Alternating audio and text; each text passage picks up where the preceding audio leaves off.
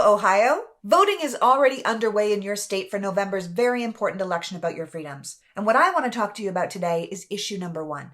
Issue number 1 is a proposed constitutional amendment that gives every person in your state the right to make and carry out their own reproductive decisions. So if you believe that every person should have the right to make their own reproductive choices, that the government shouldn't be able to force you to have a baby against your will, die of a treatable pregnancy complication, or force women or children to carry their rapist babies to term, then you want to vote yes on ballot measure 1. Last year, polling found that 59% of Ohio voters believed that abortion should be legal. So knowing the amendment to codify abortion rights into the Constitution was going to be on the ballot this November, Republicans called a special election in August to try and change the vote needed to amend the Constitution from a simple majority to a supermajority.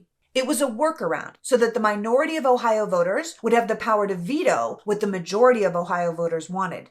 And it was a way for Republicans to make abortion all but illegal despite the will of their people. But the summer special election failed, and the threshold to amend the Constitution remains at 50% plus 1. So if you go and vote yes on issue number 1, you will be voting to enshrine the rights of Ohio citizens to make their own reproductive decisions rather than leaving that to state legislators.